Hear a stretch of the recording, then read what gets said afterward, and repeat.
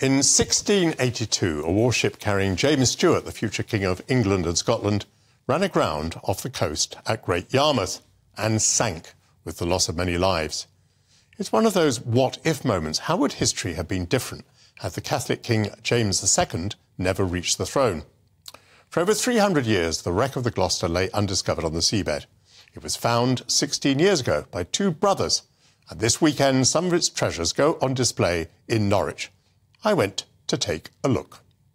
The wreck lies out there, miles off the Norfolk coast. Its location, a closely guarded secret. Two divers, brothers Lincoln and Julian Barnwell, and their colleague James Little, were determined to find the Gloucester. And at last, in 2007, they succeeded. Gentlemen, how did you first have the idea of searching for the Gloucester? One night I was just flicking through my book of shipwrecks and thought, let's go right back into the oldest date I could find. 1682 Gloucester, cannon on board, and the Duke of York. And I just couldn't believe that was on our patch where we were diving anyway. So that night I rang up my brother and I said, are you up for it? And he said yes, and it began there. How did you know where to look? What were the clues? The secret is to find out where it isn't. Well, that's a good point, yeah. You actually sort of plug the gaps like that, and with a magnometer, you tow it behind your boat at a certain speed, and it was just a matter of sticking at it and keeping our fingers crossed. Tell me about that moment when you first saw the wreck. You're going down the shot line, attached to the seabed, and then I just saw these lovely shadows on the seabed, which alerts you to wreckage, and they were sort of dotted around the seabed, so it wasn't a steel wreck standing upright. It was very interesting. So another 5 metres, I'm just kneeling there on the seabed, surrounded by these beautiful, massive cannons. So that was in 2007, and we knew we had a historic site, but we didn't know it was the Gloucester. So we were always looking for some artefacts that we could rescue to 100% identify the site. And in 2012, we had this amazing moment where we were diving together, weren't we? Yeah, and we were diving together and found the ship's bell, and that was resting against the galley. And we recovered the bell and had it conserved, and it's got 1681 on, so that was our smoking gun, where we could definitely say we found the Gloucester. How do you feel now that the stuff you brought to the surface is on exhibition in Norwich? 1 minute you've seen this artefact on the seabed, it's almost like from creation to concept now, and you've seen it out there, and you conserved it, looked after it, it's ready to go to the museum, and now to see it in its case, in its pride and joy, it's just it's just something really hard to explain, but very, very proud of it. What does this discovery and the exhibition at the museum, what does that do for this part of Norfolk?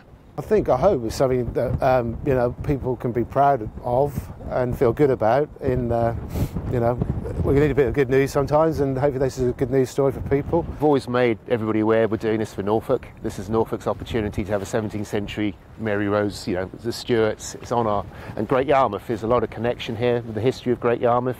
The Gloucester was fighting in the Sol Bay and the Battle of Lowestoft. So there's a rich history here, and we're hoping this will, if we get the museum in Great Yarmouth, for instance, that'll improve the area and be good for the county. The wreck is probably split down the keel, with the stern, where the royal quarters would have been, lodged into the sand. Many priceless objects have been brought to the surface and feature in the exhibition The Last Voyage of the Gloucester here at the Castle Museum in Norwich. Professor Claire Jowett is one of the curators. But how excited are you about the wreck and about the exhibition? Amazingly excited. This is an exhibition that's been 15 years in the making. It's the second life of the Gloucester, being able to share to people all over the island what an amazing 17th century warship, what a journey it was making, and the kinds of people that were on board. To share those stories is a real privilege.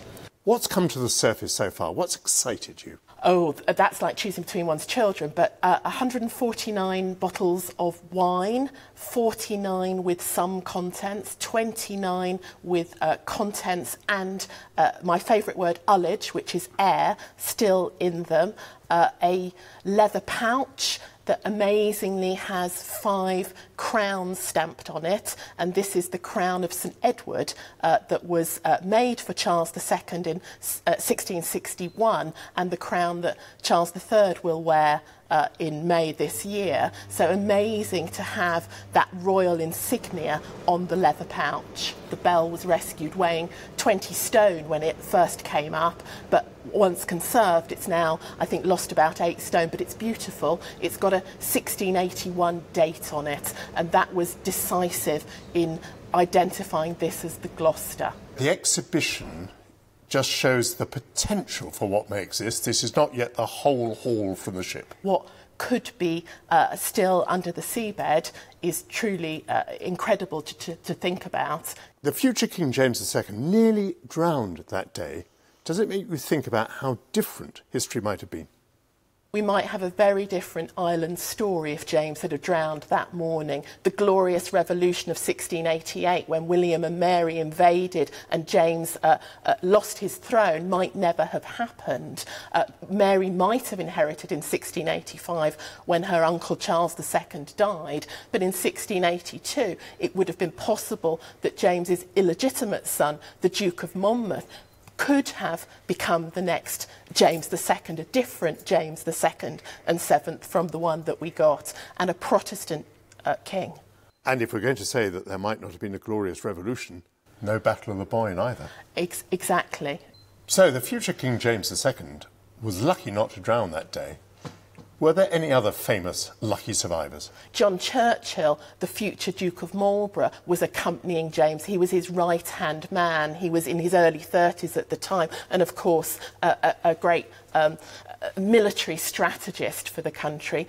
George Legge, the Master of the Ordnance, was also on board, and of course Samuel Pepys, the famous diarist, was on an accompanying vessel, the Catherine yacht, and he witnessed with some horror describing how half-drowned people were picked out of the water, and he wrote about this just a few days later.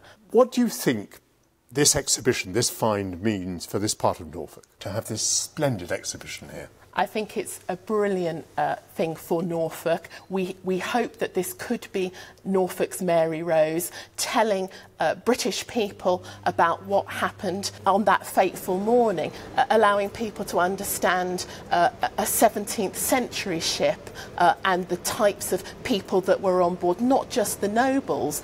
Potentially between 150 and 250 people died that day. We want to tell all their stories, not just of the elite, but of the servants, but of the crew, and of the lives that were affected by that tragic event. We better send Julian and Lincoln back under the waves. I think they will take on that mission.